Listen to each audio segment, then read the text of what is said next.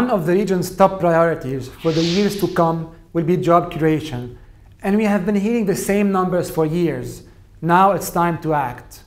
More than 75 million jobs have to be created by 2020. That's a 43% jump over what we have today. Just to put it into perspective, the US in its best 8 years created 80% jump. So we need to be twice as good.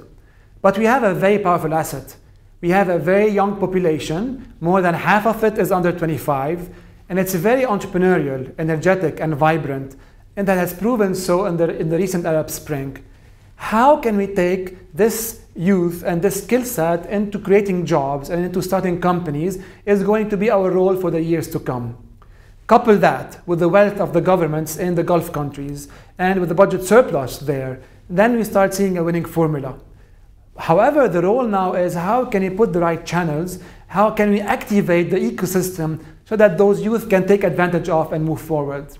And we need to focus on 4 enablers.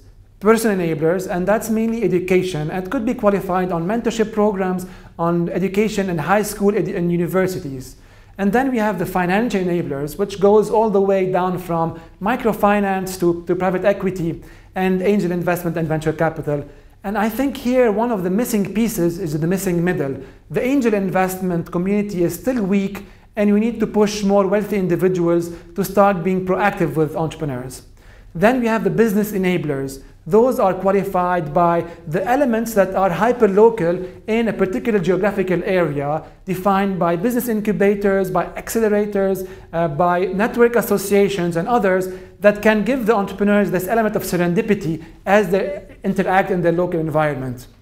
And perhaps one of the biggest obstacles is the regulatory framework. As companies grow from being a startup, an idea, to an SME, regulatory frameworks start becoming a big obstacle, and those are opening a company, liquidating a company, even visas, issuing visas, a cross-border operation. All of those need to be fixed, and the government here should be very proactive in doing so.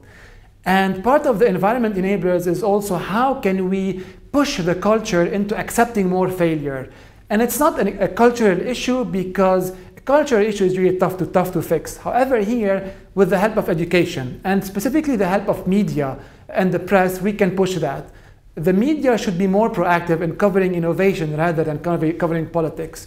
We should put more spotlight on the entrepreneurs, and we should put more spotlight on stories of how entrepreneurs were able to go to the next level. And this is how we can push an ecosystem and a whole society in becoming more entrepreneurial.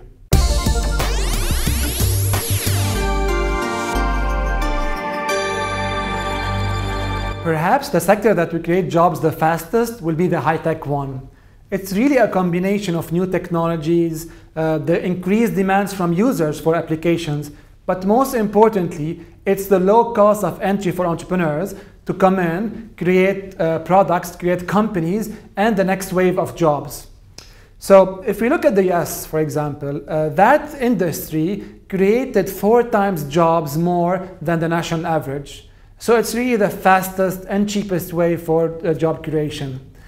And the other asset that the Arab world has and has to leverage is the link back from the Arab world to its expat community.